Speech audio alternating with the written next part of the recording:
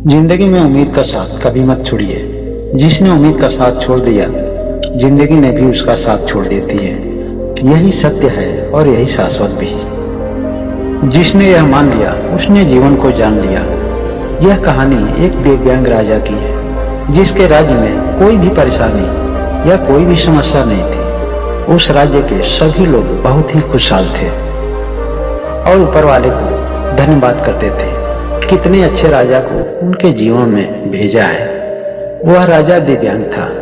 उसकी एक आंख नहीं थी और एक पैर भी नहीं था, लेकिन फिर भी राजा को इस बात का कोई ग्लानि नहीं था, कोई मलाल भी नहीं था। एक दिन राजा अपने महल के गलियारे में घूम रहा था और अपने पूर्वजों की तस्वीर को देख रहा था। तस्वीर को देखते हुए वह यही सोच रहा था कि मेरे पिताजी इतने शूरवीर थे, उनके पिताजी इतने शूरवीर थे, हमें इतने शूरवीर खानदान में जन्म लेने का मौका मिला है।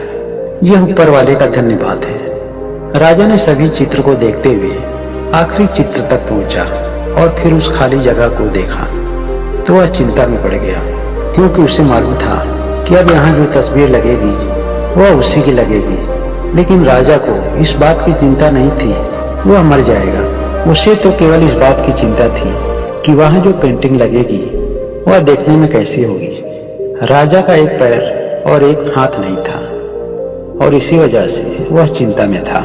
उसे यह बात पता थी कि मेरी ही तस्वीर सबसे खराब लगेगी और सबसे भद्दी भी दिखेगी। राजा ने सोचा कि मेरे मरने के बाद पता नहीं कैसी पेंटिंग बनेगी, क्यों न मैं अपने जीते जी किसी अच्छे पेंटर से एक अपनी अच्छी तस्वीर बनवा लूं, ताकि मुझे मरने के बाद यह सुकून मिल जाए कि मेरी यहाँ जो तस्वीर लगेगी वो अच्छी होगी। अब उस पूरे राज्य में ऐलान करवा दिया गया और सभी पेंटर को बुलाया गया और कहा गया कि जो भी पेंटर राजा का शानदार पेंटिंग बनाएगा उसे शानदार इनाम मिलेगा। अब सभी पेंटर राज्य में आए और उन पेंटरों को पता था कि अगर शानदार पेंटिंग बनेगी तो शानदार इनाम तो जरूर मिलेगा।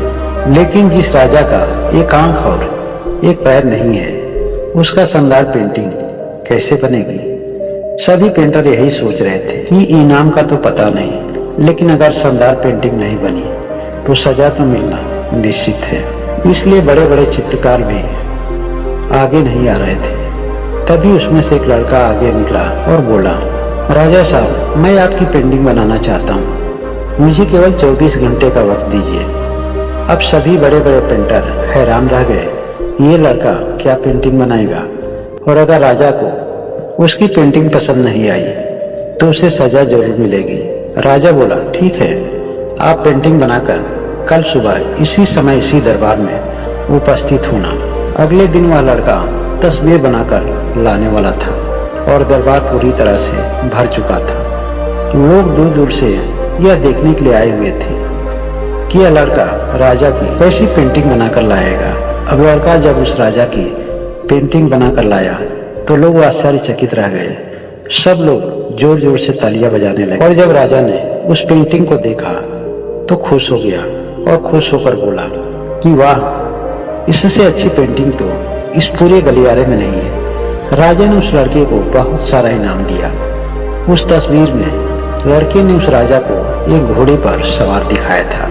एक साइड में उस राजा का एक पैर दिख रहा था और राजा तीरंदाजी करते हुए निशाना लगा रहा था और निशाना लगाते वक्त एक आंख बंद हो जाती है और उस लड़के ने उस राजा की वही आंख बंद की थी जो राजा के पास नहीं थी। इस तरह से उस लड़के ने राजा को निशाना लगाते हुए घोड़े के ऊपर सवार दिखाया, जिससे एक आंख बंद और एक पैर नहीं दिखा, और इतना शानदार पेंटिंग बनाया था कि अब तक की सबसे सुंदर पेंटिंग थी। उस लड़के के सामने भी चुनौतियां थी, संकट था, लेकिन उसने सकारात्मकता का साथ नहीं छोड़ा। जिंदगी में आप जिस भी मुकाम पर हो, जिस परेशानी में हो, जिस परिस्थिति में हो, सकारात्मक नजरिए का साथ मत छोड़ो।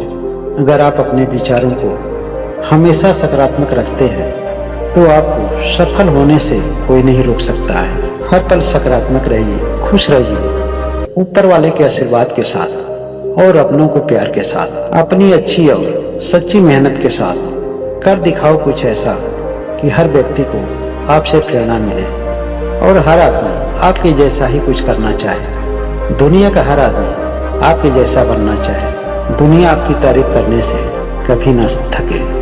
दोस्तों, अगर यह कहानी आपको किसी भी नज़रिए से पसंद आई हो तो इसे कमेंट करके अपने विचारों को हम तक जरूर पहुंचाएं। और जो लोग अभी तक इस चैनल को सब्सक्राइब नहीं किए वह चैनल को सब्सक्राइब करते हुए बेल आइकन की घंटी को जरूर दबाएं। बहुत बहुत धन्यवाद।